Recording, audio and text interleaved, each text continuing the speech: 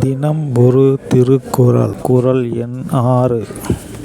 பொறிவாயில் ஐந்தவித்தான் பொய்தீர் ஒழுக்க நெறி நின்றார் நீடு வாழ்வார். பொறிவாயில் ஐந்தவித்தான் பொய்தீர் ஒழுக்க நெறி நின்றார் நீடு வாழ்வார். குறள் எண் 6. பொறிவாயில் ஐந்தவித்தான் பொய்தீர் ஒழுக்க நெறி நின்றார் நீடு வாழ்வார். பொருள்: ஐம்பொறி வாயிலாக பிறக்கும் வேட்கைகளை அவித்த இறைவனின் ஒழுக்க நெறியில் நின்றவர் நீண்ட காலம் நிலை பெற்று வாழ்வார். முதல் வரியை பார்க்கலாம். பொறிவாயில் ஐந்தவித்தான் பொய்தீர் ஒழுக்க. இதுல பொறிவாயில் ஐந்தவித்தான் அப்படிங்கிறது யாரை குறிக்குது? இதுல பொறி அப்படிங்கிறது நம்ம உடம்புல இருக்கிற ஐம்பொறிகளை குறிக்குது. அதாவது மெய், வாய், கண், மூக்கு, செவி. அப்போ பொறி வாயில் அப்படின்னா என்ன பொருள்? வாயில் அப்படின்னா வழி அப்படிங்கிற பொருள். பொறி வாயில் அப்படின்னா இந்த ஐம்பொறிகள் வாயிலாகவும் ஏற்படும் ஆசைகளை குறிக்குது. அது என்னென்ன ஆசைகள்? ஊறு, சுவை, ஒளி, நாற்றம், ஓசை. இந்த 5 ஆசைகளையும் தான் பொறிவாயில் 5 அப்படின்னு திருவள்ளுவர் சொல்லியிருக்கிறார். பொறிவாயில் 5 அவித்தான். அவித்தான் அப்படின்னா என்ன பொருள்?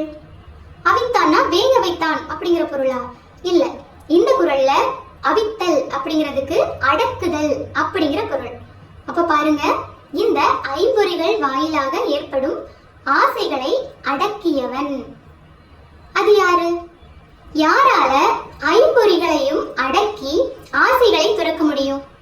இந்த உலகத்துல இருக்கிற மனிதர்கள் எல்லாருக்குமே ஆசை உண்டு இல்லையா? அளவு வேணா குறையலாம், ஆனா ஒவ்வொருவருக்கும் ஒவ்வொரு வித ஆசைகள் உண்டு. நாம சாப்பிடும்போது அந்த சுவையை நம்ம உணர்கிறோம், அந்த சாப்பாடு மேல ஒரு நாட்டம் வருது. அதே மாதிரி ஒரு மலரை மோந்து பார்க்கும் போதோ, ஒரு நல்ல காட்சியை காணும் போதோ, இசைகளை கேட்கும் போதோ நமக்கு அதன் மேல ஒரு நாட்டம் வந்துருது. இப்படி இருக்கும்போது நம்மால எப்படி ஆசைகளை அடக்க முடியும்? சாமானிய மனிதர்களுக்கு ஐம்பொறிகளை அடக்குவது அப்படிங்கிறது சாத்தியம் இல்லாதது. அப்படின்னா பொறிவாயில் ஐந்தவித்தான் இது யாரை குறிக்கும்? அந்த இறைவனைத்தான் குறிக்குது.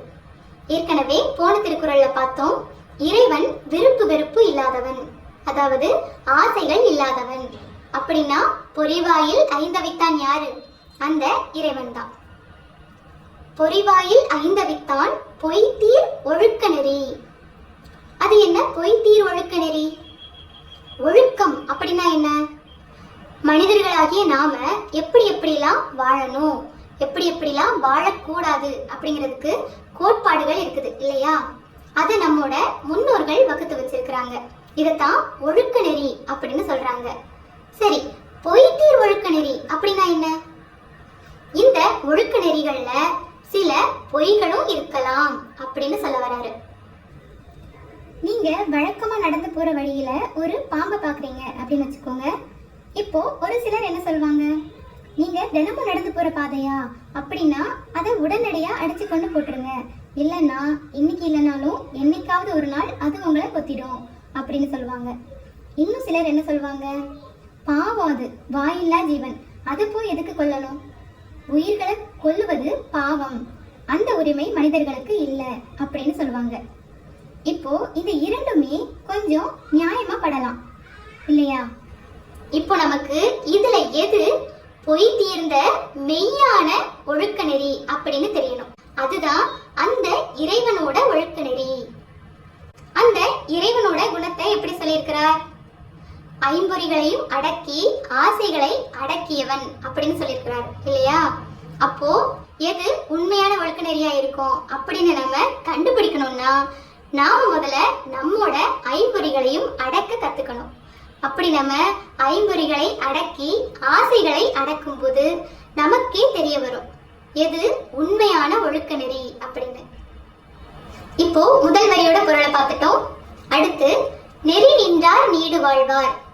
அப்படிப்பட்ட பொய்யற்ற ஒழுக்க நெறியை கண்டறிந்து அதை கடைபிடிப்பவர் நீடு வாழ்வார். நீடு வாழ்வார் அப்படின்னா சாகாவரம் பெற்று வாழ்வார் அப்படிங்கிற பொருள் இல்ல, இறந்த பின்னும் இவ்வுலகில் புகழுடன் வாழ்வார் அப்படிங்கிறதுதான். அடுத்த குறளையும் அதன் அழகிய பொருளையும் பார்க்கும்போது சந்திக்கலாம். நன்றி, வணக்கம்.